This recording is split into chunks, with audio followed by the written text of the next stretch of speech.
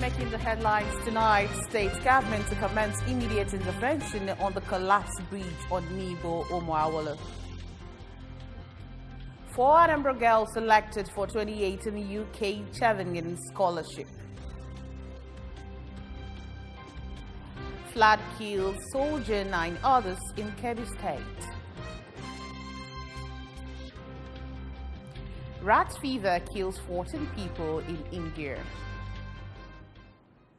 Good evening and welcome to the news at 7:30. My name is Chidima Orangwa. The State Commissioner for Works, Engineer Marcel Fejofel, earlier this morning led a government team to Nibo Omoawolo Road, which cut into 2 following last night's rainfall. The prompt visit by the Commissioner for Road Construction, Furniture and Maintenance, Engineer Marcel Fejofel, the Managing Director of Anambra State Road Maintenance Agency, Engineer Emeka Okoye, and other directors in the Ministry of Road Construction to see firsthand the level of damage on the road was a demonstration of synergy between the government and the people at the grassroots. Works correspondent Ngozi Obileri was there and now reports. When the team arrived at the site, it was discovered that one of the 2 bridges along Nibo Omoawolo Road has collapsed and the other threatening to cave in. When ABS visited the collapsed portion of the bridge, a large crowd was seen gathered at the area, most of them lamenting the unfortunate incident, including the Deputy Speaker and member representing Oka South 2 in the State House of Assembly, Barrister Harford Oseke. Commissioner Ifejofo in his reaction said government will swing into action immediately through the Anambra State Road Maintenance Agency, AMA, so that the area could be linked back to other communities. Engineer Ifejofo, who noted that the situation is a natural disaster, especially with the constant rainfall, urged motorists plying the route to use alternative roads, assuring that the road will be put back to use in the next 48 hours. A natural disaster. The rain yesterday night was so much, but the government and under the leadership of our amiable governor, we are here. We assemble. This is emergency, and in emergency situation, we are able to mobilize ourselves, and we are here to look at the situation. We have a solution to it, and by God's grace, we are moving in. AMA will move in here as quickly as possible to make sure that we restore access to between Nibo and Omoawolo. So that is the position now. The Managing Director, AMA, Engineer Okoye, who expressed regrets over the situation and thanked God that no life was lost, said he will mobilize his men to the sites immediately. What happened is a natural disaster. You can see the flood is still high. You can imagine what it was when it was raining. It hasn't rained, it hasn't dropped. There hasn't been a drop for the past 1 hour or 2, but you can see the level of water. So you can imagine what it was when it was raining. So that's a washout. We've seen what happened. And that's why His Excellency, the working governor, immediately directed us to, since he's away in China, but he got the message immediately and directed us immediately. We haven't even taken our bath, and we all rushed down here. The commissioner, directors, all of us, myself, and we all rushed down here. We've seen what has happened, we've analyzed it, we've seen the solution. So I'm going to move my equipment here immediately today. And like we promised, within 48 hours, the section that has completely cut off will become motorable again. On his part, Barrister Oseke, who described the situation as unfortunate, appreciated state government for the quick response, which he said is a clear indication that the Obiano administration is responsive. The traditional ruler of the community, Igwe Joel Egwonwu, who also noted that the havoc would bring untold hardship on the people of the area and those who passed through the road to Orumba, commended the governor for doing a good job, even as he appreciated government for quick intervention on the disaster. Still happened in the night, and we promptly alerted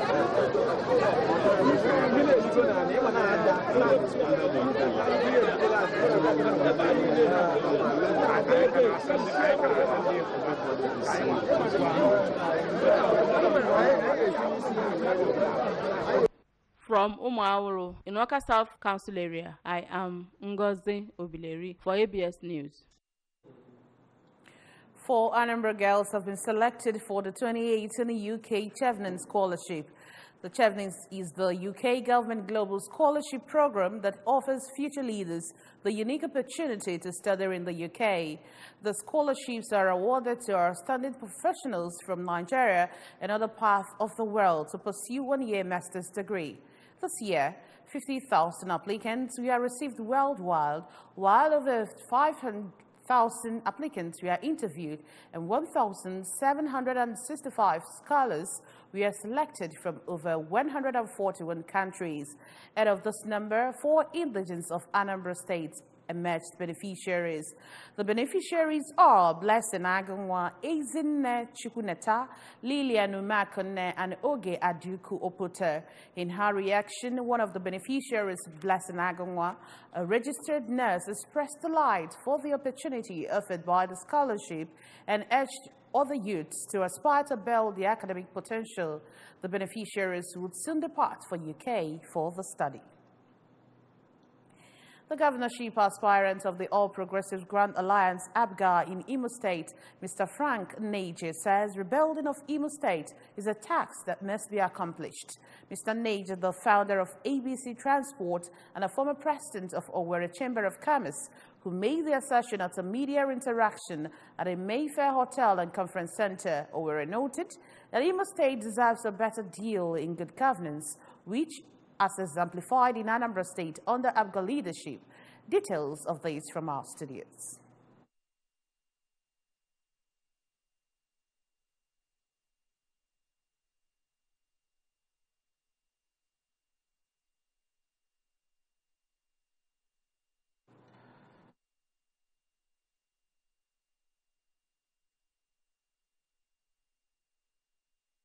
All right, we do apologize for that poor audio. Still moving on, the Association of National Accountants of Nigeria has signed a memorandum of understanding with Nnamdi Azikiwe University, Aka, on the management of the Tony Nzom Accountancy Research Center. The center, built by the association at the university, was to encourage accountancy education and research at the institution and the country in general. Correspondent David Bokwasle has details. The Tony Nzom Accountancy Research Center, commissioned on the 17th of March 2017, brings to 7 the number of such centers built by the association in 7 universities in Nigeria, including the Center for Financial Accounting Research, CEFA, Nigerian College of Accountancy, Kwale, Plateau State. However, the center would not become operational until the signing of the Memorandum of Understanding, which provides the guidelines for the management of the center, including the obligations of the association and the university, and the modes of evaluating the periodic performance of the center. Speaking before the signing of the MOU, the president of the association, Alhaji Chehu Ladon, said the center is one of the contributions of the association in ensuring that best practice in accounting profession is promoted, noting that the body has continued to donate accounting laboratory materials, books, and equipment to universities and polytechnics. Our mission is to advance the self-accountancy in Nigeria, and our feeling is that one of those advanced self-accounting is to develop a research center at the university and reach them for them to carry out research that will actually advance self-accountancy as well in line with our mission. That's why we are now to formally sign the MOU so that it can be fully operational to the benefit of the community and the institution itself. Responding, the Vice-Chancellor Nnamdi Azikiwe University, Professor Joseph Ahaneku, represented by the Deputy Vice-Chancellor Academics, Professor Charles Esimone, the institution is dedicated to providing the best opportunity for students and staff to practice and excel in their careers, adding that the institution will continue to partner the group to become the best in the training of accountants. Welcome you once more. And in fact, to go back, the Gongon Joss is our Chancellor. Yeah, so regards to him also, if you are able to say.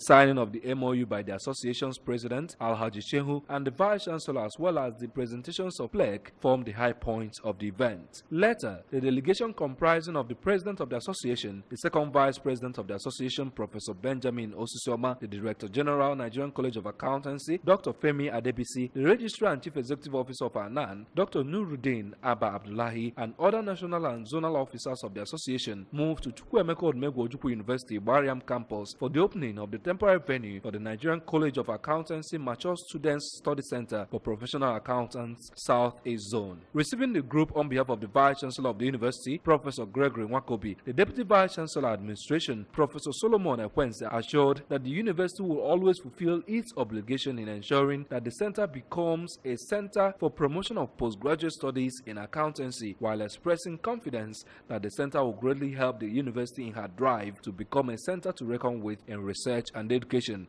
It is an honor and privilege to have Anna in this great institution, that it will be to the benefit of mankind. I say this because accounting is a universal body. It is universal in the sense that you now have your international accounting practice. So it's not just for Nigeria. While opening the center, the Anan boss, Alhaji Chehu, said the center will meet the needs of students who could not go for full-time program at the college in Kwale Plateau State, and thanked the management of the university for providing the edifice pending the completion of the permanent site for the study center. The state chairman of the Association of National Accountants of Nigeria, Sir Raphael Nwike, on his part, expressed satisfaction with the opening of the center and said it is the beginning of greater days to come for accountants in the states and the Southeast Zone. In Oka, David Okwasele reporting for ABS News. Mr. Godwin Ikechukwu, as a resident of Okunike in Oyi local government area of Anambra State, has made a passionate appeal to Nigerians to assist his family in paying the hospital bills incurred by his two daughters, 16-year-old Chinenye Eze and 8-year-old Kamsi Eze, both victims of kerosene explosion. Narrating their ordeal to Anambra Broadcasting Service, Mr. Eze, an unemployed father of 5, said the incident occurred on the 26th of May 2018, when, following power outage, his daughter, Kamsi, brought a kerosene cantina to her elder sister, Chinenye, to fuel a lantern. According to Mr. Eze, while pouring kerosene into the lantern, they did not first put out the lantern fire, and the lantern exploded, leaving them with severe life-threatening burns. Mr. Eze, who is a native of Imeziowa in Ezaga local government area of Enugu State, said that his family can no longer cope with the challenges, hence the public appeal for help, stating that his wife is a roadside roast corn seller while he has been laid off work by his former employer, calling on both Anambra and Enugu State governments and members of the public to come to their aid to pay the hospital bills incurred since his daughter's admission at First Foundation Hospital and Maternity, Umunachi, Anambra State.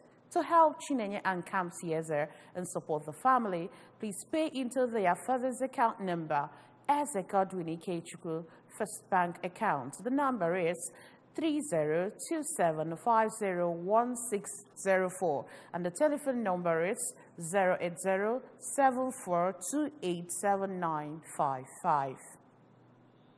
Moving on, the Kebbi State government has confirmed the death of a soldier and 9 others in 2 separate flood disasters across the state. A statement by Abubakar Dakengari, Chief Press Secretary to Governor Atiku Bagudu, issued in Birnin Kebbi, said the flood occurred in 2 local government areas. He listed the communities affected as Kanya Village in Danko, Wasagu local government, and Mahuta in Fakai local government. The soldier was said to have died while trying to rescue a woman from the flood.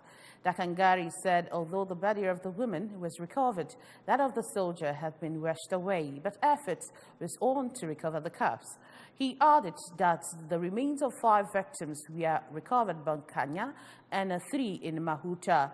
Governor Bugotu had earlier visited the communities to commiserate with the victims. At Kanya, the village head Alhaji Isa Dan Hassan said the governor that many houses, livestock and farmers were destroyed by the flood. He urged government to construct emergency bridge and provide canoes for the immediate evacuation of residents to safer areas. During the visit, Bagudu also made a stop over at Wacha Bridge, where a young man was reported to have jumped to his death. And now business news. South Africa's economy has tipped into recession as it shrunk 0.7% in the second quarter. Official data showed Tuesday, dealing a blow to President Cyril Ramaphosa, who came to office in February. The downturn, which was the second consecutive quarter of negative growth, was driven by contractions in agriculture, transport, trade, and manufacturing industries. According to reports, the country's agriculture was hit by a fall in field crops, drought in the Western Cape, and severe hailstones in Mapangala province that damaged production. After a revised 2.6% contraction in the first quarter, the latest data piled pressure on Ramaphosa, who has promised a new dawn after his predecessor Jacob Zuma's scandal-tainted 9 years reign. Michael Parr, an asset manager at Investec, said domestic and international events had combined to stall economic growth. The recession is the first in South Africa since the 2008 to 2009 global financial crisis, when South Africa experienced 3 consecutive quarters of economic decline. The journey to determining the next big thing in the fashion industry in Nigeria reached intense levels as the top 5 finalists were selected at the showcase event at the Radisson Blu in Lagos. Each contestant got the opportunity to exhibit their design at the showcase event as their models hit the runway in front of the masses of style judges comprising of creative directors, celebrity stylists, and fashion entrepreneurs. Each masterpiece was noted short of impressive, as the judges were quite fascinated with the innovative and creative designs. The judges were, however, faced with a pretty tough decision, and only 5 could progress to the next phase. These 5 were awarded with 100,000 naira each and got to progress to the next phase of the competition as they get set for the grand finale. One of these 5 still stands a chance to win 500,000 naira, an internship program with a top Nigerian fashion designer, and a once-in-a-lifetime opportunity to showcase his or her collection at one of Nigeria's top fashion shows. Rat fever and other diseases have killed 14 people in the southern Indian state of Kerala after the worst flood in almost a century, authorities said Tuesday. The separate death toll from the monsoon floods that forced more than 1 million people from their homes in Kerala last month had meanwhile risen to 486, according to the government source. Leptospirosis transmitted in water containing urine and from rodents and other animals had killed 6 people and affected more than 100, while other diseases have left 8 dead. Cases of malaria, fever, and chickenpox have also been reported. More than 5,100 people have acute diarrhea, authorities said. The floodwaters have now receded, and fewer than 10,000 people remain in temporary camps, down from 1.4 million at the height of the crisis.